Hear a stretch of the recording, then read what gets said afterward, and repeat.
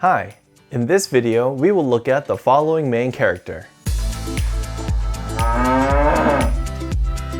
In the last episode, I talked about sheep, which were one of the first animals to be domesticated because of its mild nature.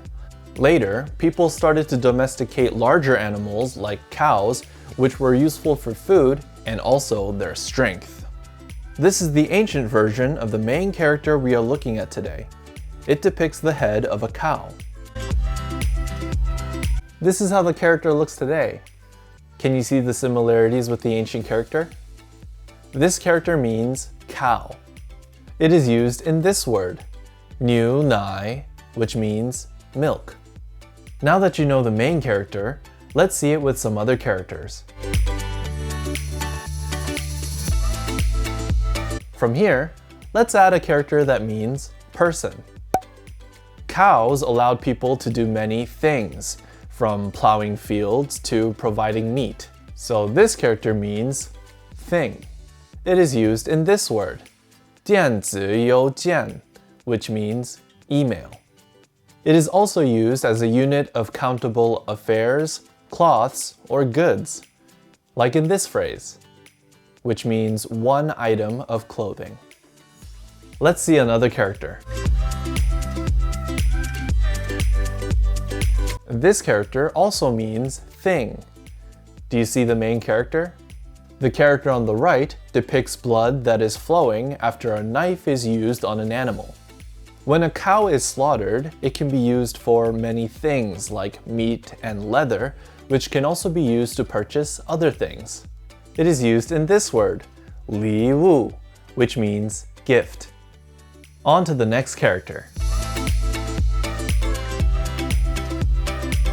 Now, the character on the right means temple. Buddhists do not kill animals or eat meat. When a bull is offered to a Buddhist temple, it is considered a special offering. When used as an offering, the bull would need to be the best quality. This character means special.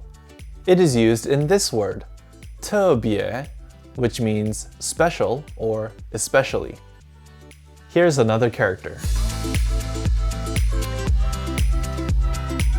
This character might seem complicated, but can you first find the main character? Let's break it down. The left half of this character means horn, and the character above the cow means knife. This character describes the act of using a knife to butcher a cow into separate parts. And separating a big thing into smaller parts makes it easier to understand. So this character means separate and understand. It is used in this word, 解决, which means solve. Here's the last character. We're back to our main character. Now from here, let's add a character that means mouth.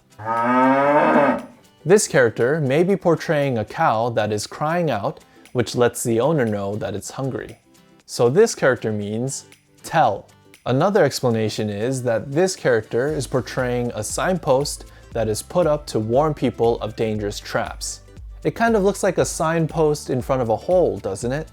It is used in this word, 告诉, which means tell or let know. These are the characters we looked at today.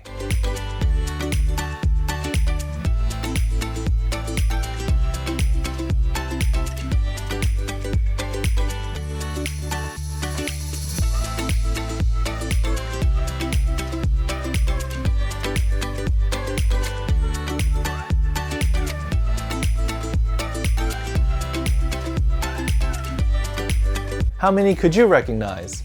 Hit like if you learned some new Chinese characters and subscribe to stay in the loop. That's it for this video. Have a good day or a good night, and I hope you enjoyed learning some Chinese characters. See you in the next one.